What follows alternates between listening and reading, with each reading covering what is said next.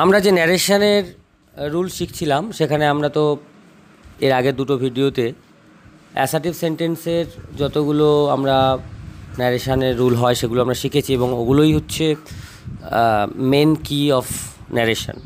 এবং তারপর আমরা ইন্টারোগেটিভ শিখেছি এবং শুধু অ্যাসার্টিভ এবং ইন্টারোগেটিভ নয়, সেন্টেন্সের যতগুলো ভাগ আছে অর্থাৎ আরও যে এক্সক্লামেটরি সেন্টেন্স আছে, ইম্পারেটিভ সেন্টেন্স আছে, অপারেটিভ সেন্টেন্স আছে, সবারই কিন্তু ন্যারেশন হয়। তো আজকের আমরা একটা মেইন টপিক যেটা আমাদের সেটা হলো এক্সক্লামেটরি সেন্টেন্সে আমরা ন্যারেশন শিখব। এবং এক্সক্লামেটরি সেন্টেন্সের ন্যারেশন আমাদেরকে শিখতে গেলে আগে আমাদের এক্সক্লামেটরি সেন্টেন্স কাকে বলে সেটা সম্বন্ধে অবশ্যই একটু জ্ঞান থাকা দরকার, জানা দরকার। সেটা কি? অবশ্যই সবচেয়ে সহজ পদ্ধতি হলো এক্সক্লামেশন মার্ক। এক্সক্লামেশন মার্ক, এইটাকে আমরা নিশ্চয়ই এক্সক্লামেশন মার্ক বলি, এটা নিশ্চয়ই আমরা বুঝতে পারছি। এবং শুধু এক্সক্লামেশন যে মার্ক থাকবে তা কিন্তু নয়, তার সাথে সাথে কখনো কখনো কিছু এক্সক্লামেশন এক্সপ্রেশনও থাকবে। এক্সক্লামেটরি যে এক্সপ্রেশান সেগুলো কিন্তু মেনলি আমাদের পার্টস অফ স্পিচের মধ্যে ইন্টারজেকশনগুলোকেই বোঝায়। হ্যাঁ, হুররে, এলাস, ব্রাভো, ঠিক আছে। আরও কিছু আছে যেগুলো আমরা করতে করতে বুঝতে পারবো, ঠিক আছে। তো এইবার আমাদের ফরম্যাটটা কেমন থাকবে?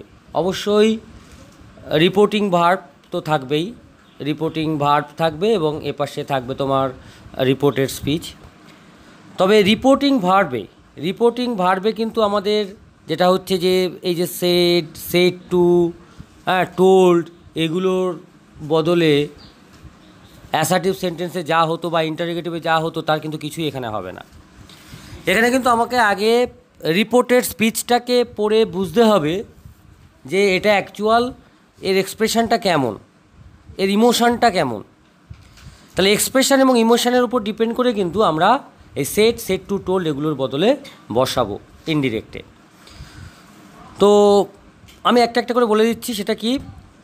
যে যদি আমরা কোনো আনন্দের ঘটনা দেখি, মানে রিপোর্টেড স্পিচটা যদি আনন্দের ঘটনা হয়, তাহলে কিন্তু অবশ্যই এই সেট টু টোল্ড এইগুলোর বদলে ইনডিরেক্টে এক্সক্লেমড ইন বা এক্সক্লেমড উইথ জয় হবে। যদি দুঃখের ঘটনা হয় তাহলে এক্সক্লেম ইন গ্রিফ হবে। যদি রিপোর্টেড স্পিচটা কোনো অবাক ব্যাপার হয়, কোনো বিস্ময়ের ব্যাপার হয়, তাহলে কিন্তু অবশ্যই সেটা এক্সক্লেমড ইন বা উইথ দিয়ে আমরা ওন্ডার দেব। আর যদি সেটা রাগের ঘটনা হয় তাহলে অবশ্যই এক্সক্লেমড ইন বা উইথ অ্যাঙ্গার, ঠিক আছে। অর্থাৎ আমরা আগে রিপোর্টেড স্পিচটাকে পড়ে বুঝবো বা তার সাথে যে এক্সপ্রেশনগুলো আছে সেটা আমরা পড়ে বুঝবো যে ব্যাপারটা কি বলতে চেয়েছে, তার ইমোশনটা কী। তবে এখানে আমি আরেকটা জিনিস বলবো, যেখানে ধরো আমরা সেন্টেন্সটা পড়ে ঠিক বুঝতে পারছি না যে সেন্টেন্সটার ইমোশন কী আছে, এর আবেগটা কী আছে, তখন কিন্তু আমরা শুধুমাত্র এক্সক্লেমড করে দেবো বা ক্রাইড আউট, এটা দিয়েও আমরা শুরু করতে পারি। সেটা কখন? যদি আমরা রিপোর্টের স্পিচটা পড়ে বুঝতে না পারি যে তার ইমোশনটা, মানে অর্থাৎ আবেগটা তার কী আছে, ঠিক আছে। আর কমা, ইনভার্টেড কমা উঠে গিয়ে এখানে কিন্তু দ্যাট বসে লিঙ্কার হিসেবে।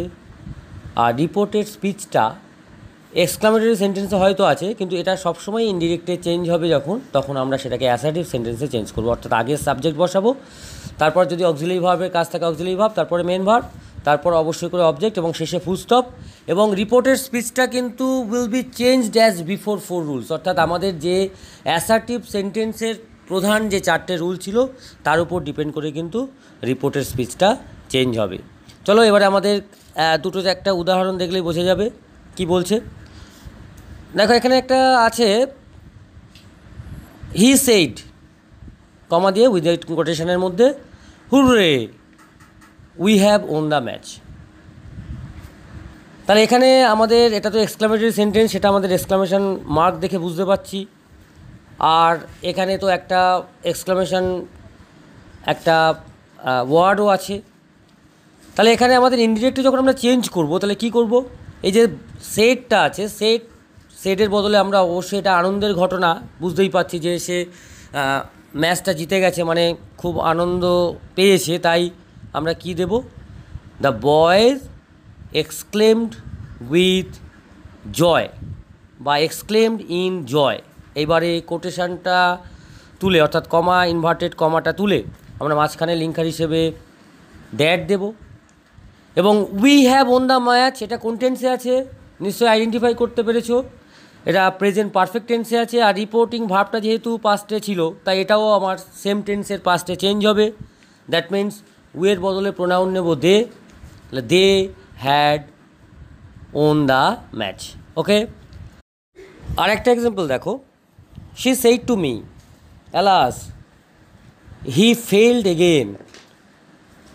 তাহলে এখানে আমাদের অবশ্যই করে যে সে যে ফেল করেছে সেটা নিশ্চয়ই একটা দুঃখের ঘটনা। তাই আমরা কি করব, এই যে রিপোর্টিং ভার্বে সেট টু আছে, যখন আমরা ইনডিরেক্টে চেঞ্জ করছি তখন সেট টু এর বদলে অবশ্যই করে আমরা কী দেবো, এক্সক্লেমড ইন বা উইথ দিয়ে গ্রিফ। আর কমা ইনভার্টেড কমা উঠে আমরা বসাবো অবশ্যই করে দ্যাট। আর হি ফেলড এগেন, এটা তাহলে আমরা কোন টেন্সে পাচ্ছি, অবশ্যই করে সিম্পল পাস্ট। আর রিপোর্টিং ভার্বটা অবশ্যই পাস্টে আছে, তাহলে দুটোই যদি পাস্টে থাকে আমাদের আবার সেই আগের রুলটা ফলো করতে হবে যে রিপোর্টের স্পিচটা যদি সিম্পল পাস্টে থাকে তাহলে সেটাকে আমরা পাস্ট পারফেক্টে চেঞ্জ করব। তাহলে কি হবে, he had failed again. Clear তাহলে এটুকুটা। এবার আমরা এক্সক্লামেটরি সেন্টেন্সের ন্যারেশনের ক্ষেত্রে আর একটা রুল আমরা একটু দেখে নেব। সেটা কি, দেখবে কিছু কিছু সেন্টেন্সে এক্সক্লামেশান আমরা যে এক্সপ্রেশানগুলো ইউজ করি সেটা নাও থাকতে পারে, তার বদলে হোয়াট অথবা হাউ থাকতে পারে। তো এই হোয়াট আর হাউ থাকলে কি করব, আগের আমরা যে রুল সব একই আমরা ফলো করব, শুধুমাত্র এই হোয়াট আর হাউ এর পরিবর্তে ওটা যখন আমরা ইনডিরেক্টে চেঞ্জ করব হোয়াট আর হাউটা আমরা সেখানে কখনো ইউজ করব না, বরং নাউনের আগে আমরা গ্রেড বসাবো আর অ্যাডজেক্টিভের আগে হলে আমরা ভেরি বসাবো। ঠিক আছে, তাহলে আগের মতোই চেঞ্জ হয়ে যাবে, শুধুমাত্র যদি হোয়াট বা হাউ থাকে সেটাকে আমরা তুলে যখন আমরা চেঞ্জ করব ইনডিরেক্টে তখন নাউনের আগে গ্রেড বসাবো, আর যদি সেটা অ্যাডজেক্টিভ থাকে তাহলে অ্যাডজেক্টিভের আগে কিন্তু অবশ্যই করে ভেরি বসাবো। ক্লিয়ার? একটা এক্সাম্পল আমরা দেখে নিই। My friend shed to me comma within quotation what are nice shoot. তাহলে এখানে একটা জিনিস আমার ভাবতে হবে যে এখানে হোয়াট দিয়ে শুরু হয়েছে, তার মানে কি এটা অবশ্যই একটা অবাক হওয়ার ব্যাপার আছে। সেন্টেন্সটা পড়ে আমরা বুঝতে পারছি যে শ্যুটটা খুব ভালো ছিল। তাহলে এর ক্ষেত্রে আমরা কী করব, এই যে সেড টু এর বদলে আমরা কি বসাবো, এক্সক্লেমড ইন ওন্ডার বা exclaimed with wonder.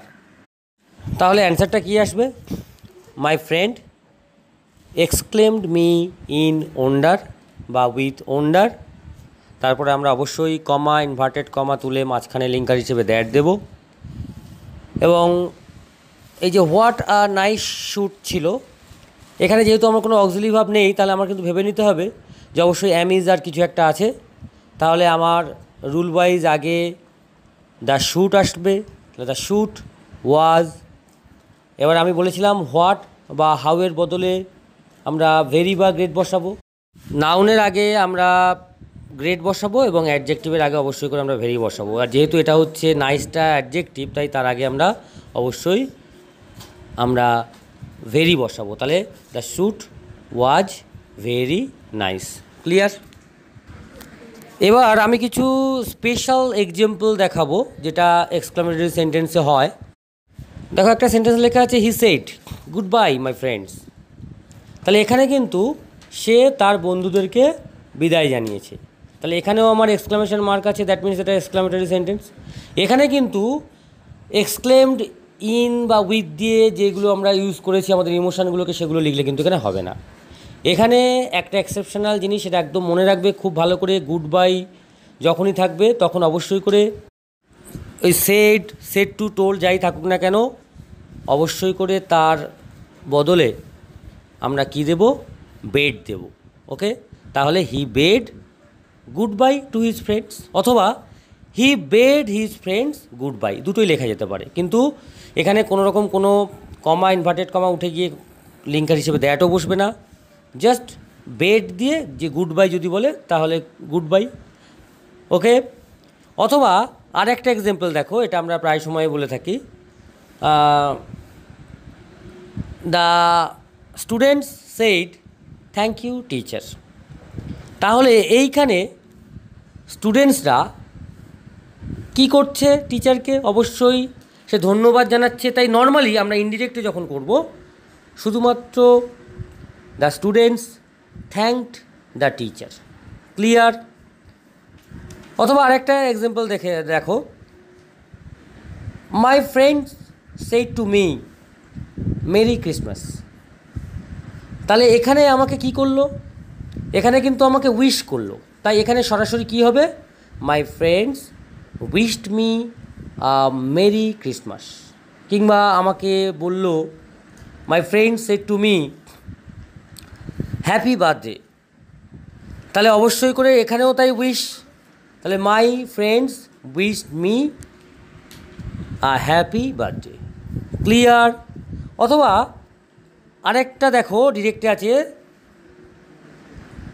My father said to me fie you are such a coward.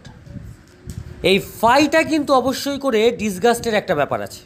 তাই এখানে হবে my father expressed his disgust and said that I was a coward. এটা মনে রাখতে হবে কিন্তু। ক্লিয়ার? তাহলে এই হচ্ছে আমাদের কিছু এক্সেপশনাল জিনিস, এবং আরও অনেক এর এক্সাম্পল হয়, সেগুলো সব এর মধ্যে তো বলা সম্ভব নয়। তবে প্র্যাকটিস মেক্স পারফেক্ট বলে একটা কথা আছে। সুতরাং যত আমরা প্র্যাকটিস করব এই ধরনের জিনিসগুলো, তত আমরা কিন্তু আরও ভালোভাবে ন্যারেশনটাকে কিন্তু করতে পারবো। ঠিক আছে? আর এর পরের আমরা ভিডিওতে ন্যারেশনের যে ইম্পারেটিভ সেন্টেন্সের যে ন্যারেশন, সেটা আমরা শিখব। ওকে, থ্যাংক ইউ।